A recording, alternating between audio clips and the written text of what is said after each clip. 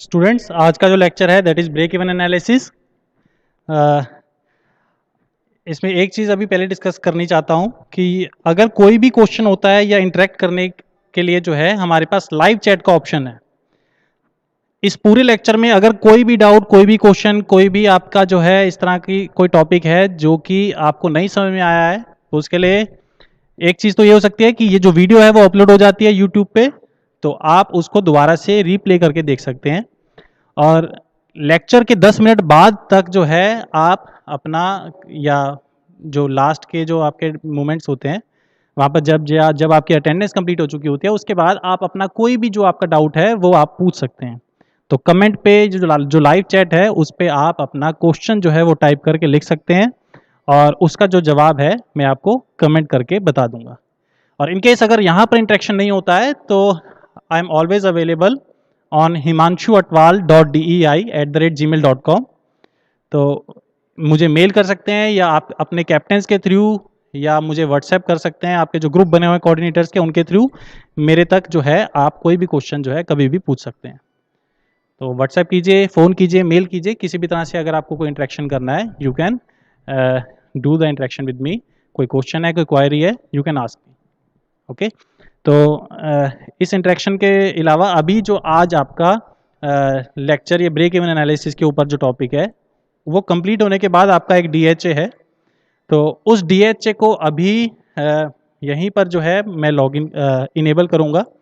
तो लेक्चर के फ़ौरन बाद जो है आपका करीब आधे घंटे का ये लेक्चर होगा और अभी 1:30 बजे जो है 1:30 PM पे वो लाइंस ओपन हो जाएंगी और 1:35 पे वो क्लोज हो जाएंगी। और इस 5 मिनट्स की ड्यूरेशन में आपको सिर्फ 1 मिनट के लिए जो है वो टाइम आपका, जैसे ही जब आप क्विज ओपन करेंगे, क्विज आप स्टार्ट करेंगे तो 1 मिनट के अंदर जो है आपको वो क्विज अटेम्प्ट करना है।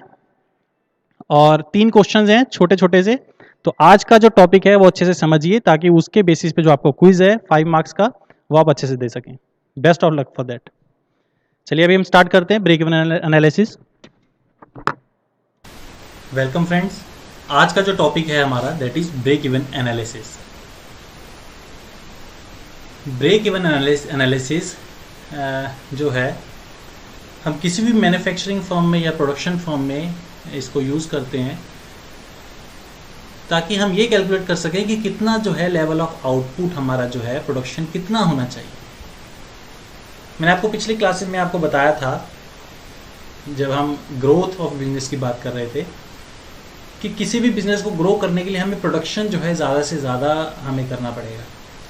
जब आपको मटेरियल की बात मैंने आपको बताई थी तो उसमें हमें ये चीज़ का ध्यान रखना है कि हमारा मटेरियल जो है वो शॉर्ट नहीं होना चाहिए। अगर हमारा मटेरियल शॉर्ट हो जाएगा तो उस कंडीशन में हमारे पास हमारा प्रोडक्शन प्रोसेस जो है वो हॉल्ट हो सकता है, रुक सकता है। किसी भी मटेरियल की शॉर्टेज की वजह से हमारा पूरा प्रोडक्शन प्रोसेस जो है रुक सकता है। और इसी के ऑपोजिट अगर हमारा मटेरियल जो है वो ज़्यादा क्वांटिटी में आ जाएगा तो उस कंडीशन में हमारा जो मटेरियल है उसके चोरी होने के चांसेस, उसके ऑब्सोलीट होने के चांसेस, उसका डेप्रिसिएशन रेट जो है वो इंक्रीज होने की वजह से हमारे जो लॉसेस हैं मटेरियल के वो ज़्यादा हो सकते हैं। तो हमेशा ही प्रोडक्शन जो कर रहे हैं लोग या जो मैन्युफैक्चरर्स हैं उनके दिमाग में हमेशा ही एक चीज़ जो है वो हमारा हमेशा क्वेश्चन रहता है कि how much material should be procured और कितना मटेरियल जो है उन्हें प्रोड्यूस करना चाहिए। तो उस चीज़ के लिए वो ब्रेक इवन पॉइंट को कैलकुलेट करते हैं from the break even analysis. तो ब्रेक इवन पॉइंट एक ऐसा पॉइंट है, वो एक ऐसा पॉइंट और द लेवल ऑफ आउटपुट है या सेल्स का एक ऐसा पॉइंट जहां पर कि या ना तो हमारा कोई प्रॉफिट है ना ही लॉस है। तो 0 point where there is no profit, there is no loss. एक ऐसा पॉइंट जहां पर कि जितना हमने प्रोड्यूस किया उतना हम सेल कर दें या जितना हमने एक्सपेंडिचर हमारा हो चुका है, जितना हम इन्वेस्ट कर चुके हैं उतना ही हमें इनकम जनरेट हो चुका है। तो there is no profit, there is no loss. इसको समझने के लिए एक एग्जांपल लेते हैं। मान लेते हैं फॉर एग्जांपल कि अगर कोई एक ऐसा आपका एंटरप्रेन्योर जिसने कि 5 लाख रुपए इन्वेस्ट कर दिए हैं। अब वो 5 लाख रुपए इन्वेस्ट करने के बाद मान लेते हैं एक मैन्युफैक्चरिंग कंपनी उसने या जो पेन मैन्युफैक्चरिंग फर्म उसने ओपन की है। अब 5 लाख रुपए जब उसने इन्वेस्ट कर दिए और उसके बाद मैन्युफैक्चर करने के बाद उसने सेल्स भी शुरू कर दी, जब वो 5 लाख रुपए का मटेरियल उसको रेवेन्यू जनरेट हो जाएगा 1 साल में, 2 साल में, 3 साल में, जितना भी, जब उसके पास 5 लाख रुपए उसकी आइटम जो है उसने सेल्स कर दी, उसकी सेल्स 5 लाख रुपए की हो चुकी है, तो कैन वी से कि उसने प्रॉफिट कमाया है? नो, वी कैन नॉट से, बिकॉज इतना तो वो इन्वेस्ट कर चुका है, अभी तो उसकी सिर्फ रिकवरी हुई है। तो 5 लाख रुपए उसने इन्वेस्ट किया था और 5 लाख रुपए अभी उसने रिकवर किए हैं, अभी तक उसको कोई प्रॉफिट नहीं हुआ और अब तक उसको कोई लॉस जो है वो भी नहीं हुआ। अगर उसने उसको रिकवरी को फास्टली अगर अब कर चुका है, तो जितना उसने इस टाइम ड्यूरेशन में इन्वेस्ट किया है उतना ही जब वो है उसको रिकवर कर लेगा, तो there is no profit no loss point. इसी पॉइंट को हम ब्रेक इवन पॉइंट कहते हैं। तो business is said to be break even when its income equals to its expenditure, या वो एक सिस्टम जो कि डिटरमिन करता है कि कौन से लेवल ऑफ ऑपरेशन पे हमें ना तो प्रॉफिट अर्न होगा ना ही हमें कोई लॉस होगा। तो एक ऐसा पॉइंट अभी हम ग्राफ में भी देखेंगे, where total cost is equal to the total sales. जितना कॉस्ट हमने इन्वेस्ट किया उतना हमारी सेल्स हो चुकी है, तो this point is also called zero profit zero loss point, the point of zero profit और द ब्रेक इवन पॉइंट।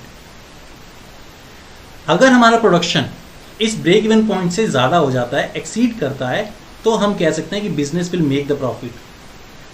अगर हमारा प्रोडक्शन प्रोसेस ऐसा है जिसमें कि हमारा प्रोडक्शन ब्रेक इवन पॉइंट से नीचे रहता है, it remains below the break even point, then will say that business makes the loss. इसको ग्राफ के हेल्प से समझने की कोशिश करते हैं। ये ब्रेक इवन एनालिसिस के लिए ग्राफ है। यहां पर एक्स एक्सिस पर we have considered the unit produced in the production firm and on the Y axis there is the revenue, या जो कॉस्ट है उसके हमारे प्रोडक्ट की, वो हमने वाई एक्सिस पर ली है, कंसीडर किया है। नंबर ऑफ यूनिट्स प्रोड्यूस्ड 100, 200, 300 यहाँ पर हमने मार्क कर लिया। इसी तरह से जो कॉस्ट है प्रोडक्ट की 1000, 2000, 3000 इस तरह से हमने मार्क कर लिया। यहाँ पर कुछ एक लाइंस हैं, इसको समझाने की मैं कोशिश करता हूँ। जो पहली लाइन येलो लाइन है that is your fixed cost line. Fixed cost मैंने आपको एलिमेंट्स ऑफ कॉस्ट वाले लेक्चर में बताया था। ये वो कॉस्ट है जो कि एक पर्टिकुलर टाइम इंटरवल के लिए फ्लक्चुएट नहीं करती है, that remains same for the particular time interval. For example salaries हैं जो सुपरवाइजर्स की, एग्जीक्यूटिव्स की, that remains fixed for the particular time interval. इस तरह से जो रेंट है दैट रिमेन्स फिक्स्ड। अब वो रेंट जो है जहाँ पर आप प्रोड्यूस कर रहे हैं, चाहे आप कोई भी अगर आइटम आप प्रोड्यूस नहीं भी कर रहे हैं तो भी जो है यहाँ पर अगर आप यहाँ पर मार्क देखें तो लगभग 750-800 रुपये जो हैं यहाँ पर इन्वेस्ट किया जा रहा है ऑन द फिक्स कॉस्ट। चाहे जीरो अमाउंट या zero product is produced but fix cost is there. अगर आप 100 आर्टिकल्स या यूनिट्स प्रोड्यूस करते हैं तो भी fix cost remains the same. अगर 200 आइटम प्रोड्यूस करते हैं, 500 आइटम प्रोड्यूस करते हैं, 600 या और ज़्यादा आइटम भी अगर आप प्रोड्यूस करते हैं तो उस जगह का रेंट जो है दैट रिमेन्स सेम। उस जगह के मालिक को इससे कोई फर्क नहीं पड़ता कि आप वहाँ पर 400 आइटम प्रोड्यूस कर रहे हैं या 600 आइटम प्रोड्यूस कर रहे हैं, उसका रेंट रिमेन्स फिक्स्ड। तो इस तरह की कॉस्ट जो फ्लक्चुएट नहीं कर रही है that is your fixed cost. उसके बाद मैं दूसरी लाइन को यहाँ पर समझा रहा हूँ, that is your variable cost line. Variable cost line last lecture elements of cost में मैंने आपको बताया है that it varies directly proportional to the amount produced या unit produced in the production form. अगर आप कोई आइटम प्रोड्यूस नहीं कर रहे हैं, there is zero item produced, तो हमारा कोई वेरिएबल कॉस्ट भी नहीं हो रहा है। अब यहाँ पर ओरिजिन पर देखें, यहाँ पर जीरो यूनिट प्रोड्यूस्ड, तो यहाँ पर वेरिएबल कॉस्ट भी जो है दैट रिमेन्स जीरो। अगर हम प्रोडक्शन इंक्रीज करते हैं तो हमारे जो यूनिट्स प्रोड्यूस्ड इज 100, उसके हिसाब से आपका वेरिएबल कॉस्ट जो है वो इंक्रीज होगा। अगर आप 300 आइटम प्रोड्यूस करते हैं तो उसके हिसाब से आपका वेरिएबल कॉस्ट होगा, वो बढ़ता जाएगा।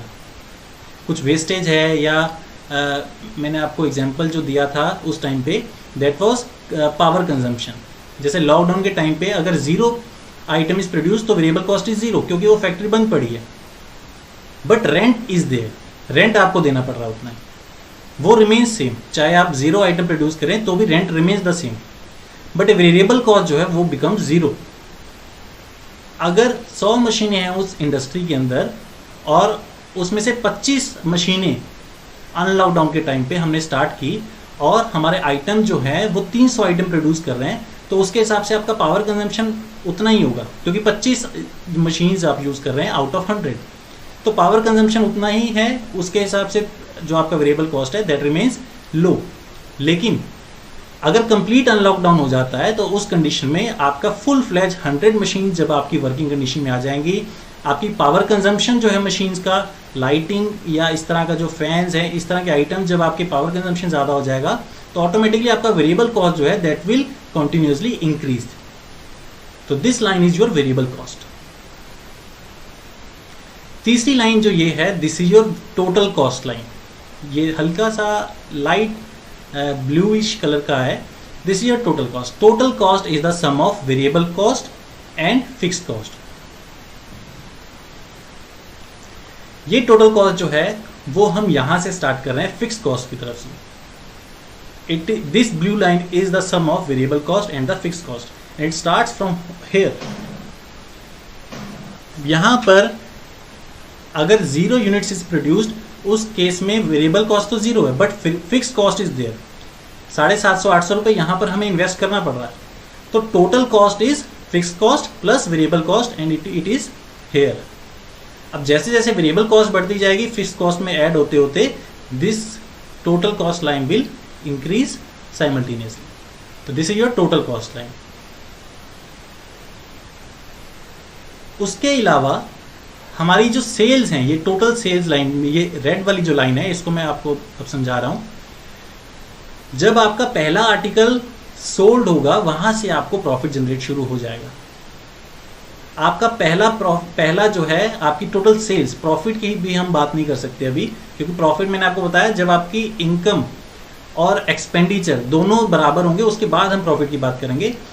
स्टार्टिंग में जो आपकी सेल्स है, जो आपकी टोटल सेल्स यहाँ से शुरू हो जाएगी। जब आपका पहला प्रोडक्ट बिका वहाँ से आपकी सेल्स इनकम जनरेट होगी, और जितने ज़्यादा अमाउंट ऑफ यूनिट्स प्रोड्यूस हुए हैं उतने ज़्यादा आपके अगर सेल्स होते जाएं तो ये लाइन जो है आपकी इंक्रीज होती जाएगी। और ये जो टोटल सेल्स लाइन जहाँ पर टोटल कॉस्ट लाइन को कट करेगी, इंटरसेक्ट करेगी, this is your break even point. इस ब्रेक इवन पॉइंट के नीचे का जो ये पोर्शन है this is your loss zone. इस ब्रेक इवन पॉइंट के ऊपर का जो ये वाला जो रीजन है this is your profit zone. तो इस तरह से हम जो है ब्रेक इवन पॉइंट को कंसीडर कर सकते हैं। और इस ब्रेक इवन पॉइंट को अगर हम देखें, अगर वाई एक्सिस के पैरेलल इसको नीचे की तरफ फॉल करवाते हैं, तो अगर ये 300 यूनिट्स यहाँ पर दिखा रहा है तो इसका मतलब ब्रेक इवन पॉइंट के लिए कम से कम हमें 300 यूनिट्स प्रोड्यूस करने पड़ेंगे, जिसके बाद हमें जो है प्रॉफिट होना शुरू होगा।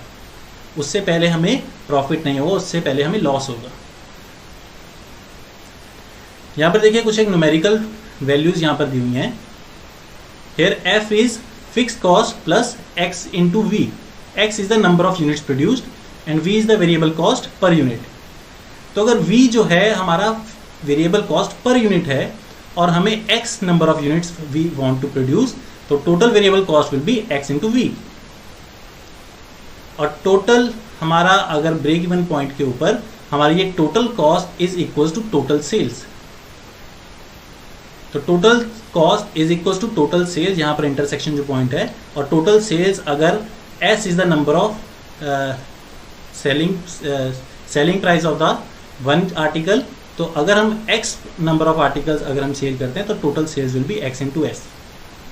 अब because on break even point these two quantities remain same, तो अगर हम इसे इक्वेट कर दें तो यहाँ से हमें f की वैल्यू जो है वो मिल जाएगी। x दोनों में कॉमन ले सकते हैं, x कॉमन लेकर s minus V is equal to f। तो यहाँ से हमें नंबर ऑफ यूनिट्स कितने हमें प्रोड्यूस करने चाहिए ताकि हमें ब्रेक इवन पॉइंट आ जाए, वो हम कैलकुलेट कर सकते हैं। x equals to F upon S minus P. तो x is the number of units we need to produce so that our business comes to break even. अब कई बार क्वेश्चंस में हमें टोटल नंबर ऑफ सेल्स या total जो है हमें वेरिएबल कॉस्ट दे दी जाएगी, बट यहाँ पर ये इस चीज़ का ध्यान रखना है कि ये जो v और s है this is for one single unit.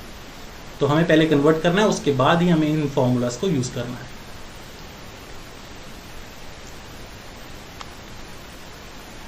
Now what is the importance and scope of break even analysis? कहाँ पर हम इसको यूज करते हैं, कितना स्कोप है ब्रेक इवन एनालिसिस का किसी एक बिजनेस में, उसको देखिए। सबसे पहले हम इनको कौन सी प्रॉब्लम्स में हम इसको यूज कर सकते हैं। पहली चीज तो ये कि what volume of sales will be necessary to cover a reasonable return on capital employed, कितना हम कैपिटल इन्वेस्ट कर चुके हैं और हमें कितना वॉल्यूम जो है हमें सेल्स करनी है, कितने नंबर ऑफ सेल्स जो है हमें करनी है ताकि हमें रीजनेबल रिटर्न मिल सके। नंबर 2 इज कि कॉस्ट कंप्यूट करना या रेवेन्यूज जो है हमारे जितने हमने वॉल्यूम जनरेट किया है उसके लिए कितना कॉस्ट होना चाहिए, कितना रेवेन्यू जनरेट करना है, उस सब को कंप्यूट करना, कैलकुलेट करना जो है उसके लिए बड़ा जो है हम इसको यूज कर सकते हैं। Number 3, to find price of an article to give the desired profit, कितना प्रॉफिट हम चाहते हैं उसके हिसाब से उस आर्टिकल का प्राइस कितना हो, सेलिंग प्राइस जो है वो हम इस ब्रेक इवन एनालिसिस से हम कैलकुलेट कर सकते हैं। Also point number 4 is to determine variable cost per unit, एक यूनिट की वेरिएबल कॉस्ट कितनी है वो डिटरमिन करने के लिए we can use break even analysis. अब ब्रेक इवन एनालिसिस जो है हम दो तरह से कैरी आउट कर सकते हैं। Number 1 is algebraic method, number 2 is graphical method. हम अभी ग्राफिकल मेथड को मैं अभी आपको नेक्स्ट स्लाइड्स में बताऊंगा किस तरह से हम इसको कैरी आउट करते हैं। तो ब्रेक इवन चार्ट जो है वो हमें ये शो करता है कि वॉल्यूम ऑफ प्रोडक्शन किस तरह से इफेक्ट करता है हमारे प्रॉफिट के कंट्रीब्यूशन में। जितना ज़्यादा हम वॉल्यूम प्रोड्यूस करेंगे और सेल करेंगे, ऑटोमेटिकली हमारा जो प्रॉफिट कंट्रीब्यूशन कितना है वो हम ब्रेक इवन एनालिसिस से पता कर सकते हैं। ये कुछ एक एजम्पशंस हैं जो हम ब्रेक इवन एनालिसिस करते समय कुछ एज्यूम करते हैं। इन एजम्पशंस ये थोड़ा थ्योरेटिकल हैं, इसका आप स्क्रीनशॉट ले सकते हैं, इनको पढ़ सकते हैं, you can go through it. और इन एजम्पशंस को दिमाग में रखते हुए हम break even analysis carry out करेंगे।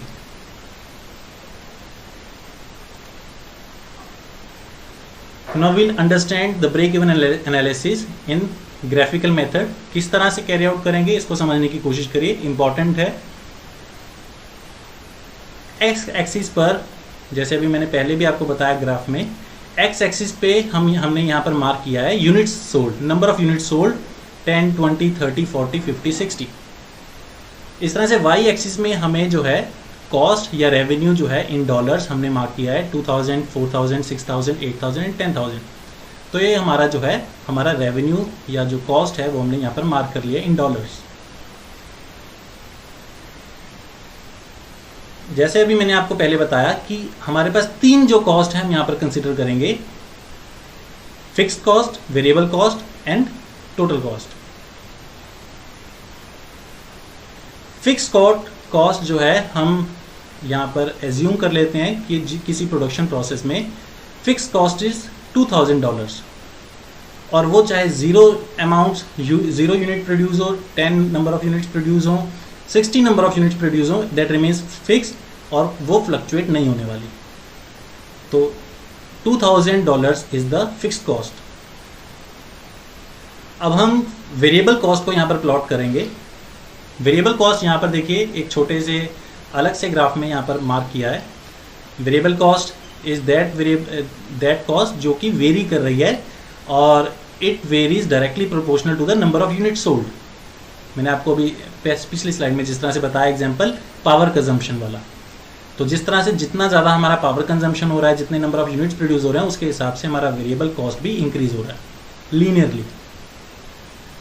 अब अगर ये फिक्स्ड कॉस्ट जो रेड लाइन में है इसको हम यहाँ पर अगर मार्क कर दें और ये जो वेरिएबल कॉस्ट है इन दोनों को सम करके हम टोटल कॉस्ट लाइन जो है, ये जो ब्लैक कलर में यहाँ पर आपके सामने दिखाई दे रही है, ये it is the sum of this variable cost and the fixed cost. Red और ब्लू लाइन का जो सम टोटल है that is your total cost line black colour में। इस टोटल कॉस्ट लाइन को मैं इस मेन ग्राफ पे यहाँ पर मार्क कर रहा हूँ। अब इसको मार्क करने के लिए किस तरह से हम मार्क करेंगे, उसके लिए हमें कुछ एक पॉइंट चाहिए। तो पॉइंट्स के लिए हमने यहाँ पर कुछ एक पॉइंट्स को एज्यूम किया है। मान लेते हैं कि एक बिजनेस में हमें वॉल वॉच जो है हम प्रोड्यूस कर रहे हैं, जैसे जो दीवार पे घड़ी लगती है उसको प्रोड्यूस कर रहे हैं, और वेरिएबल कॉस्ट जो है इज़ $120 पर यूनिट। एक यूनिट प्रोड्यूस करने के लिए जो वेरिएबल कॉस्ट है दैट इज़ $120। अब हम एज्यूम करें कि अगर number of units produced we want is 40, तो अगर एक यूनिट के लिए वेरिएबल कॉस्ट $120 है और 40 यूनिट्स प्रोड्यूस करनी है, तो टोटल वेरिएबल कॉस्ट क्या हो जाएगी, 120 इंटू 40 इज $4800। तो this is the total variable cost $4800 अगर हम 40 नंबर ऑफ यूनिट्स या 40 आर्टिकल जो है प्रोड्यूस करना चाह रहे हैं। और क्योंकि हमने एज्यूम किया है कि फिक्स कॉस्ट इज 2000, तो अगर हम टोटल कॉस्ट में हम अगर निकालना चाहें तो variable cost is 4800 plus fix cost हम उसमें ऐड करें 2000, तो टोटल कॉस्ट जो है वो हमारी $6800 बन जाएगी। अब ये $6800 टोटल कॉस्ट तब है जब हम 40 नंबर ऑफ यूनिट जो है प्रोड्यूस कर रहे हैं। तो हम यहाँ पर देखिए 40 नंबर ऑफ यूनिट्स पर हम यहाँ पर $6800 के रिस्पेक्ट में यहाँ पर एक पॉइंट मार्क कर सकते हैं। तो दिस इज आवर पॉइंट, और हमें पता है कि total cost when 0 unit produced is this. तो ये एक पॉइंट और ये दूसरा पॉइंट दोनों को मिलाते हुए हमें एक लाइन ड्रॉ कर लेनी है। तो this is your total cost line on this graph. इसके बाद अब ये जो ब्लू लाइन है ये हम मार्क करेंगे, this is your total revenue line, total sales line. ये टोटल सेल्स जो है मैंने आपको बताया कि जब पहला यूनिट जो है हमारा सेल होना शुरू होगा वहीं से हमारा रेवेन्यू जनरेट होना शुरू हो जाएगा। उसके लिए उसको मार्क करने के लिए भी हम यहाँ पर एक पॉइंट ले लेते हैं। फॉर एग्जाम्पल अगर उस एक घड़ी की जो सेलिंग प्राइस है दैट इज $200 पर यूनिट, तो अगर एक घड़ी को बेचने के लिए $200 जो है that is the selling price, तो टोटल रेवेन्यू निकालने के लिए हम क्या करेंगे, क्योंकि अगर हम 40 नंबर ऑफ यूनिट्स हम सेल कर रहे हैं, जैसे अभी पिछले बार भी हमने जो है 40 एज्यूम किया, तो 40 के लिए selling price will be 200 into 40 equals to $8,000। तो total revenue for 40 units sales we get the revenue of $8,000। तो इसको भी हम मार्क कर सकते हैं, total revenue when 0 unit produced is 0। और दूसरा पॉइंट जो है हमें यहाँ पर मिल गया 40 के रिस्पेक्ट में हमारा 8000 के रिस्पेक्ट में ये वाला पॉइंट। तो this is your point number 2। तो इस पॉइंट को ओरिजिन से मिलाते हुए हमने एक लाइन यहाँ पर ड्रॉ कर ली which is your total revenue line या टोटल सेल्स लाइन। जहां पर ये ब्लैक और ब्लू लाइन इंटरसेक्ट कर रहे हैं this is your break even point.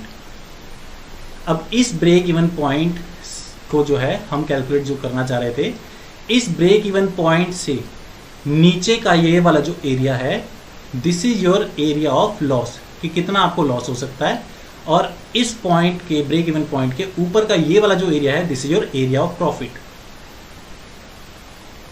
तो जितना ज़्यादा ये एरिया होगा एरिया ऑफ प्रॉफिट का, उतना ही ज़्यादा इसका मतलब ये है कि हमारा बिजनेस प्रॉफिट में है, और जितना कम आपका ये वाला एरिया होगा नीचे का एरिया ऑफ लॉस, इसका मतलब लॉसेस के चांसेस कम है, और vice versa. Break even point अगर नंबर ऑफ यूनिट सोल्ड के रिस्पेक्ट में हम जानना चाहते हैं कि कितने नंबर ऑफ यूनिट्स हमें प्रोड्यूस करने चाहिए या सेल करने चाहिए, तो वाई एक्सिस के बिल्कुल पैरेलल हमें इस लाइन को नीचे की तरफ ड्रॉ करना है। तो दिस विल गिव यू कि how much number of units we need to sold ताकि हमारा ब्रेक इवन पॉइंट आ जाए। इसी की तरह हमें कॉस्ट अगर पता करनी हो किसी आर्टिकल की, या कितना हमें जो है हमें कॉस्ट रखनी है, तो उसके लिए हमें एक्स एक्सिस के पैरेलल में यहाँ पर एक लाइन ड्रॉ करनी है ऑन द वाई एक्सिस। तो this can give you the total cost of that article, और ब्रेक इवन पॉइंट हमारा उसके रिस्पेक्ट में हम कैलकुलेट कर सकते हैं। तो this is the graphical method of break even analysis. तो इस तरह से आप ड्रॉ कर सकते हैं फॉर एनी क्वांटिटी और एनी कॉस्ट। तो ब्रेक इवन चार्ट को थोड़ा सा एक रिवाइज करें कुछ एक पॉइंट्स के साथ। ये ग्राफ मैं आपको पहले समझा चुका हूँ और किस तरह से बनाना है, इसको ड्रॉ करना है, वो भी आपको बता चुका हूँ। तो ब्रेक इवन चार्ट में कुछ एक चीज़ें जो हम यहाँ पर नोट करते हैं, the cost and the sales income जो रुपीज़ में है that is plotted along the vertical axis, ये जो वर्टिकल एक्सिस में हमने ड्रॉ किया है, और जो क्वांटिटी है, जो वॉल्यूम है, वो हॉरिजॉन्टल एक्सिस पे हमने प्लॉट किया हुआ। पॉइंट नंबर 3, फिक्स्ड कॉस्ट जो है represented by a straight line parallel to the horizontal axis, ये येलो कलर में जो है। वेरिएबल कॉस्ट जो है वो सुपर इम्पोज की जा चुकी है हॉरिजॉन्टल लाइन के साथ, और ये वेरिएबल कॉस्ट मैंने यहाँ पर ड्रॉ किया है, और टोटल कॉस्ट लाइन जो है वो यहाँ से सुपर इम्पोज होते हुए फिक्स लाइन से इस तरह से ड्रॉ किया हुआ है, which is increasing linearly. Sales income line जो है वो ओरिजिन से स्टार्ट हो रही है, ये जो रेड कलर में है, और इंटरसेक्ट करते हुए ऊपर की तरफ लीनियरली इंटरसेक्ट कर रही है। इंटरसेक्ट जहाँ पर सेल्स लाइन और टोटल कॉस्ट लाइन दोनों इंटरसेक्ट करेंगे, this is your break even point. इसके नीचे का एरिया जो है that is your loss zone, और इसके ऊपर का जो एरिया है that is your profit zone. तो जो एरिया है between the total cost line and the sales income line on the left hand side of break even point indicates the loss, और उसके opposite area on the right hand side of the break even point shows the profit.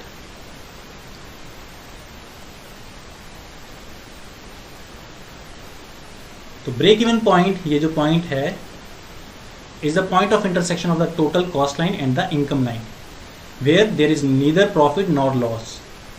तो उतने volume of production के लिए इस point पर इस business को या तो ना तो कोई प्रॉफिट हुआ है ना ही कोई लॉस हुआ है। तो अगर हमारे पास ये ब्रेक इवन एनालिसिस हम एक पर्टिकुलर पॉइंट पर करते हैं, और हम इस ब्रेक इवन एनालिसिस से अगर हमें ये पता चलता है कि परफॉर्मेंस जो है वो हमारी नॉन प्रॉफिट पॉइंट की तरफ जो है आ चुकी है, तो उस कंडीशन में हमें कौन से करेक्टिव मेजर्स लेने हैं। सबसे पहले तो cut down the cost, cost कम कर दी जाए।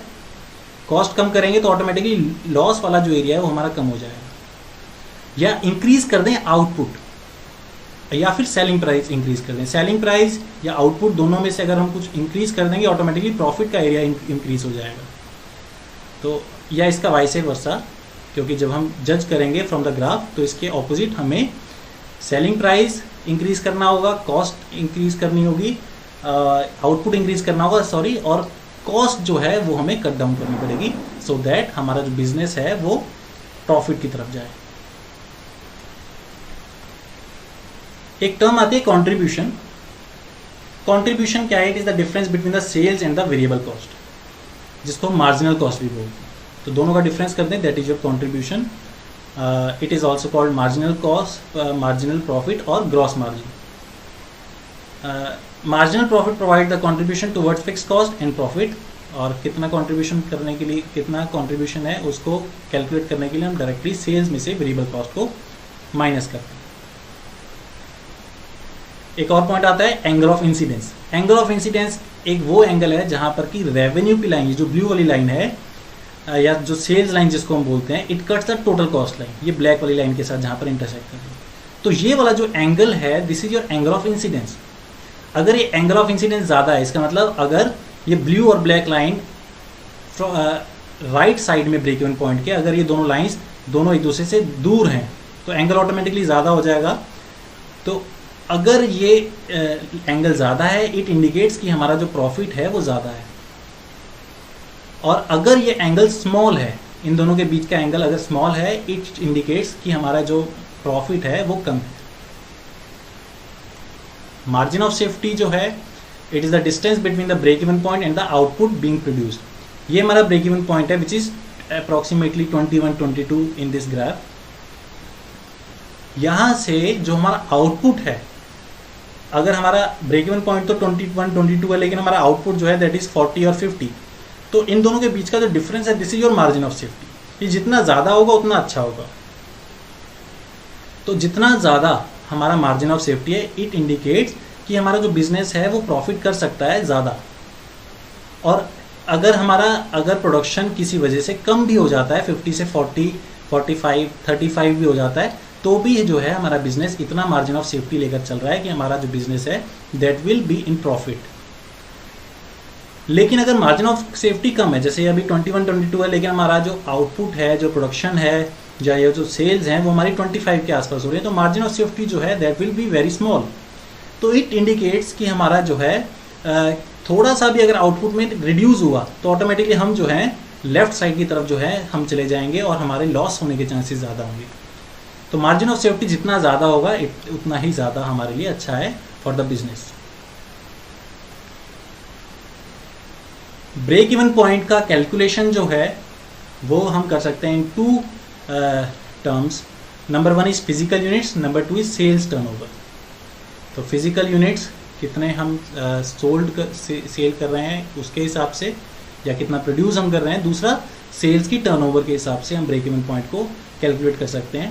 ये कुछ मैथमेटिकल फॉर्म है, तो इसका ये फॉर्मूला है यहाँ पर ब्रेक इवन पॉइंट का, FC upon SP minus BC और FC upon C, where FC is the fix cost, SP is the sales price per unit and VC is the variable cost per unit. और यहाँ पर C जो है contribution, जैसे अभी पिछले slide में बताया, is the subtraction of selling price minus variable cost per unit. तो दिस इज योर कॉन्ट्रीब्यूशन। तो this is in the terms of physical units.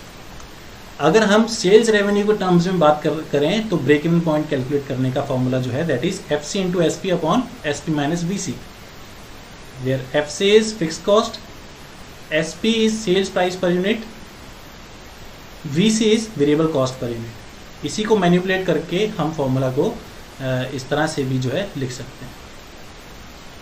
तो this is all about break even point. Thank you.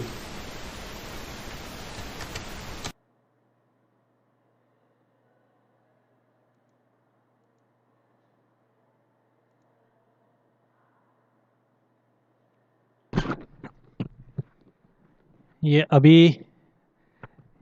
1 minute बाद जो है आपका lecture के ऊपर जो है आपका जो DHA है वो स्टार्ट करेंगे। एक क्वेश्चन मानसी ने जो पूछा है कि टोटल कॉस्ट लाइन और वेरिएबल कॉस्ट लाइन जो है वो क्या पैरेलल है या नहीं। तो ये दोनों लाइंस पैरेलल नहीं है, बिकॉज ये क्योंकि ग्राफ पे हमने ये प्लॉट नहीं की है, तो इस वजह से हो सकता है कि यहाँ पर ये आपको पैरेलल दिखाई दे रही हो, अदरवाइज ये पैरेलल नहीं है। इट्स डिपेंडिंग कि आपकी क्या वैल्यूज़ हैं जिसके ऊपर बेसिस पर जो है हम इसको देख सकते हैं। ये मैं ग्राफ एक बार आपको दोबारा दिखा देता हूँ।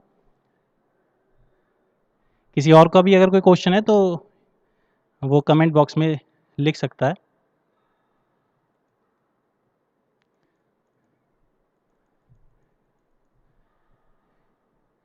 यहाँ पर अगर आप देखें एक और यहाँ पर देखिए चार्ट है, यहाँ पर टोटल कॉस्ट लाइन और वेरिएबल कॉस्ट जो है वो अलग अलग है। ये वो वाला चार्ट नहीं है। मैं यहाँ पर अगर दिखाऊं, ये देखिए ये वेरिएबल कॉस्ट लाइन है और ये टोटल कॉस्ट लाइन है। तो देखेंगे यहाँ पर थोड़ा नज़दीक है, लेकिन यहाँ पर जैसे जैसे दूर जा रहे हैं वैसे वैसे इसका डिस्टेंस भी जो है वो बढ़ता जा रहा है। तो टोटल कॉस्ट लाइन और वेरिएबल कॉस्ट लाइन जो है वो पैरेलल नहीं है। पैरेलल हो भी सकती हैं इनकेस अगर उसकी वैल्यूज़ ऐसी हैं।